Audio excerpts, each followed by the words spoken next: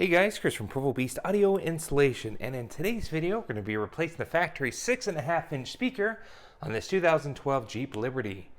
Now in this install we're going to show you how to remove the speaker. We'll head over to the bench, show you the parts that we're using, including the new speakers and harness adapters.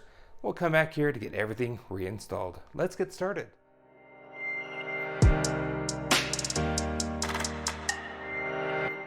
Okay, so first thing we need to do is remove the door panel. There's two hidden screws that we need to gain access to. So we're going to go ahead and grab our panel tool, and we need to remove this cover. Now this cover is just held on with clips. I usually start from this end. Kind of get your panel tool underneath there.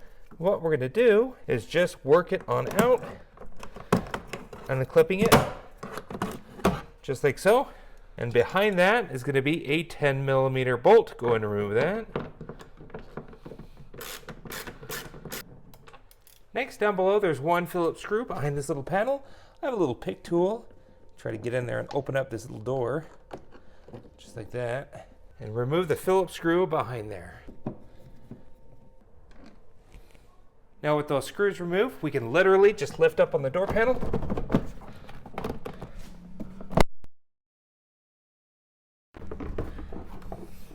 And there's going to be a harness for your window switch. Go ahead and disconnect that. Little tab on the harness, you just push in and clips from the door panel. Pull this away. Next we have our 6.5-inch factory speaker. There's 3 T10 Torx screws holding it in. Go ahead and remove those. Go ahead and pull the speaker and disconnect it, just like so. So at this point in time, with the speaker now removed, let's head over to the bench to show you the parts that we're going to need for our install. Alright, so here at the bench, now the parts that we're using in today's install are these Alpine Type E, the SXE-1726S coaxial speaker. There are 6.5-inch speakers that will fit in the factory location. Now, in order for us to fully install those, we do need a bit of adapter work here. We're going with these Metra 72-6514 harness adapters. They come in pairs for both the left and the right. We need these universal adapters, and these universal ones are actually by Alpine. They're the old Type S ones that we have in our stock, but we can link the ones that'll work for you in your install.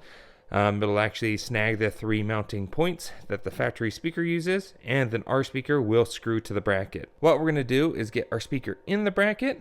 We're going to grab our harness adapter and prepare that, get the speaker all ready. Then we'll head back to the car to get it installed.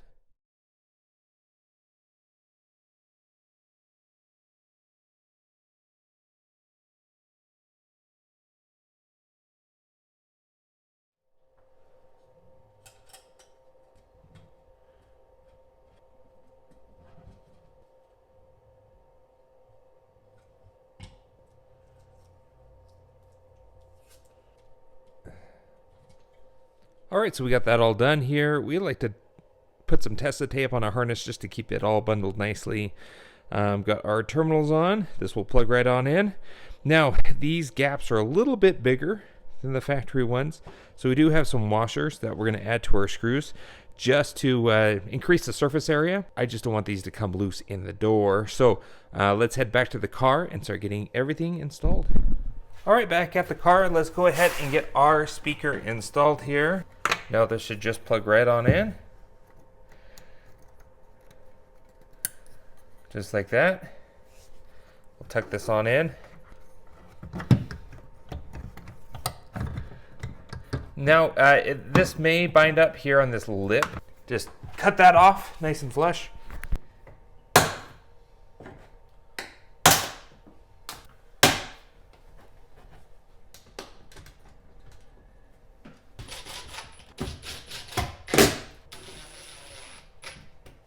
Alright, let's do a test to make sure everything's working okay. Alright, everything's working great. Let's go ahead and reassemble the door panel.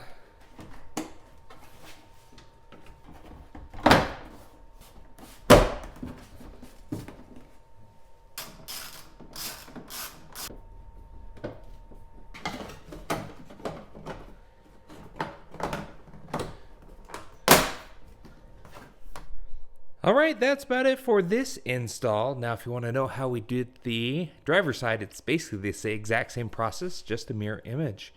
We also did the front speaker, so if you want to see how we did that install, go ahead and check the description. We'll link that video there, which walks you through step by step on how to replace the door speaker and dash speaker as well. Thanks again for watching. Be sure to hit the like button if you like what you saw, and don't forget to subscribe. We post great content on the channel all the time, and we will see you in the next video.